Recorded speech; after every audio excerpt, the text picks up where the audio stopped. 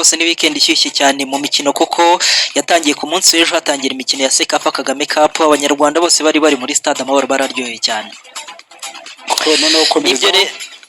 Yego nibyo, reka duhere mu mikino ya Sekafa Kagame Cup. Ni imikino yatangiye ku munsi w'ejo, haba imikino ibiri. Umukino wabaye ku isaha saa 9, ikipe ya Vipers yo mu gihugu cya Uganda itsinda ikipe ya Garde Republicaine muri Djibouti ibitego 3-0. Umukino wari utegerejwe n'abanyarwanda bose, n'umukino wabaye ku isaha y'isa 1 muri stade Amahoro. Ikipe ya PFC yakira ikipe ya Gor Mahia mu gihugu cya Kenya. Impamvu abakunzi b'umupira w'amaguru bari bakeneye kureba uyu mukino, ni ikipe ya Gor Mahia yari yatsinzwe n'ikipe ya Rayon Sport kuri Rende ibitego 2-0. Abakunzi ikipe ya PFC bumvaga yuko bari buze gutsinda ikipe ya Gor Mahia, ariko ntabwo ariko byagenze, ahubwo ikipe ya PFC yanyagiye ibitego 5-0. Biba aribwo bwa mbere itsindwa ibitego byinshi mu mikino iterwa inkunga n'umukuru w'igihugu cyacu Paul Kagame. Ikipe ya PFC rero nibwo bwa mbere itsinzwe ibitego 5. Ikirimo kwibazwa, ese PFC yazamuka nk'ikipe yatsinzwe neza, dore ko ikipe ya mbere ariyo izabona itike ya 1/2 muri imikino ya Sekafa Kagame Cup. Ubwo APR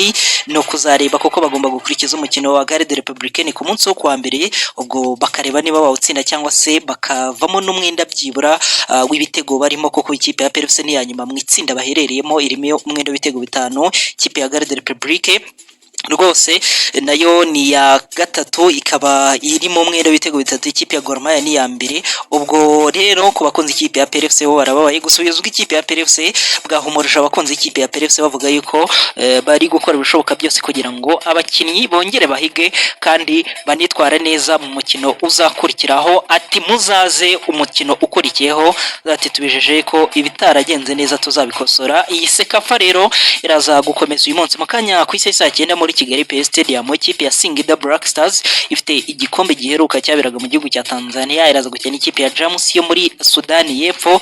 Hanyuma ku isaha saa 12 umukino utegerejwe n'abakunzi benshi umupira w'amaguru hano mu Rwanda. Ikipe ya Simba irakina ikipe ya Mogadishu City muri Kigali PS Stadium. Amakuru meza ku bakunzi ba Simba Sport Club nuko abakinnyi bayo bashya iheruka kugura, abarimo witwa Ibrahim Dumbia wamaze kugera i Kigali, witwa Nungu ndetse na Hamza, bose basanze bagenzi babo aho bari gukora kampo. Witwa Ribasege nawe yamaze kugera mu Rwanda, nimwe mu bakinnyi beza ba shampiyona ya Tanzania umwaka ushize. Ubwo abakinnyi bose baraze kuba bareba muri Kigali PS Stadium.